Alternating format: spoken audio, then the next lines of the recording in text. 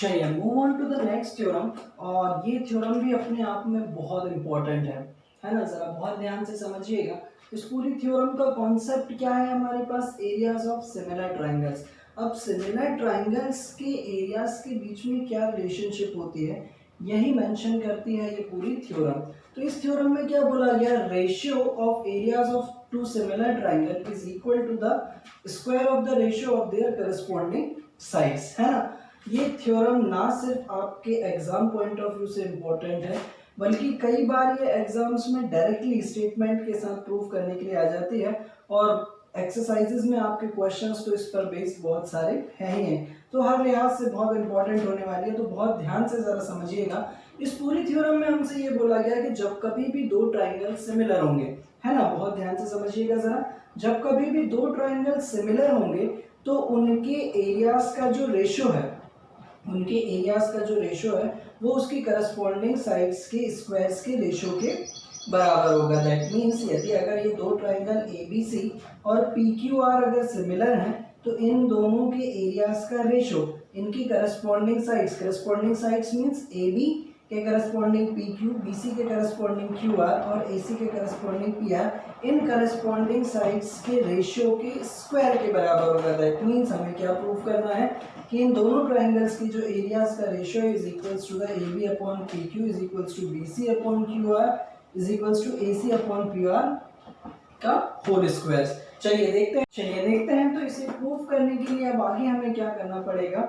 यहाँ पर हमारे पास दो ट्राइंगल्स थे ABC और PQR, है ना। हमें ये प्रूव करना था कि इन दोनों ट्राइंगल्स के एरियाज का जो रेशियो होगा वो इनकी करस्पॉन्डिंग साइड्स के रेशियो के स्क्वायर के बराबर होगा।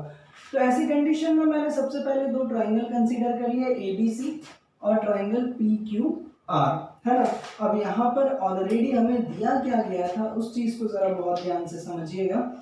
हमें ये बोला गया था given triangle ABC is similar to triangle PQR। और यदि अगर ये दोनों ट्राइंगल सिमिलर हैं तो ऑलरेडी इनकी साइड्स प्रोपोर्शनल होंगी, यानी कि AB upon PQ is equals to BC upon QR is equals to AC upon PR। मैं इसे नाम दे दे रहा हूँ इक्वेशन 1। और हमें प्रूफ क्या करना था,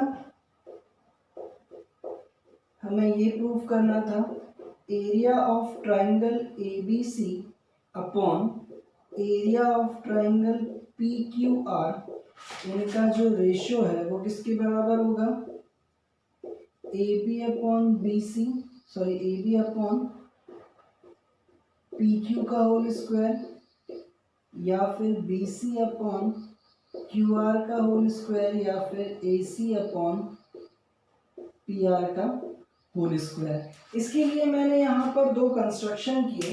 इन दोनों ही ट्राइंगल्स में AD परपेंडिकुलर ड्रॉ किया किस पर, BC पर, और PS परपेंडिकुलर ड्रॉ किया किस पर, QR पर।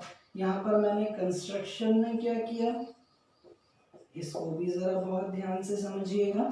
यहाँ पर मैंने एक परपेंडिकुलर AD ड्रॉ किया BC पर एंड PS परपेंडिकुलर ड्रॉ किया मैंने किस पर, QR पर। चलिए बढ़ते हैं आगे और प्रूफ करते हैं इसे। तो प्रूफ करने के लिए मैंने यहाँ पर क्या करना है, तो बहुत ध्यान से समझिएगा। Area of triangle ABC, that means 1/2 base into height altitude, है ना, यानी कि BC इंटू AD, ठीक है, upon area of triangle PQR। Area of triangle, इसमें भी हमने जनरल फॉर्मूला लगाया, 1/2 बेस क्या होने वाला है हमारे पास, QR, और एल्टीट्यूड क्या है यहाँ पर हमारे पास, PS। इससे ये कैंसिल, अल्टीमेटली हमारे पास बचने क्या वाला है, इसको भी जरा ध्यान से देखिएगा। Area of triangle ABC upon area of triangle PQR। बराबर बचा क्या है हमारे पास, BC upon QR multiply by AD upon PS। ठीक है, आप चाहो तो इसे नाम दे दीजिए इक्वेशन सेकेंड। ठीक है, बढ़ते हैं आगे हम। अब इसके बाद हमने यहाँ से दो ट्राइंगल फिर से कंसीडर करना है, इन ट्राइंगल ABD, इस ट्राइंगल ABD और ट्राइंगल PQS में। ठीक है, कौन कौन से दो ट्राइंगल लिए हमने, ABD और ट्राइंगल PQS। आप अगर यहाँ पर ध्यान से देखें तो यहाँ पर हमारे पास ये वाला एंगल 90 डिग्री है, यानी कि angle ADB is equals to angle PSQ, ये एंगल भी 90 डिग्री है, ईच 90 डिग्री। ठीक है, और साथ ही साथ angle B is equals to angle C, ये गिवन है क्योंकि ये दोनों ट्राइंगल कैसे थे, सिमिलर थे, और सिमिलर ट्राइंगल्स के एंगल हमेशा क्या होते हैं, करस्पॉन्डिंग एंगल्स आपस में इक्वल होते हैं, जिसके कारण अब हम ये बोल सकते हैं triangle ABD is similar to triangle PQS by angle angle criteria. ठीक है, जिसके कारण ये दोनों ट्राइंगल्स कैसे हो गए हमारे पास, सिमिलर हो गए। अब जब ये दोनों ट्राइंगल्स भी सिमिलर हो गए हमारे पास, तो इनकी भी करस्पॉन्डिंग साइड्स प्रोपोर्शनल होंगी, यानी कि क्या मिलने वाला है हमें, AB अपॉन PQ बराबर होगा हमारे पास AD अपॉन PS, और AD अपॉन PS के साथ साथ क्या है हमारे पास, BD अपॉन QS।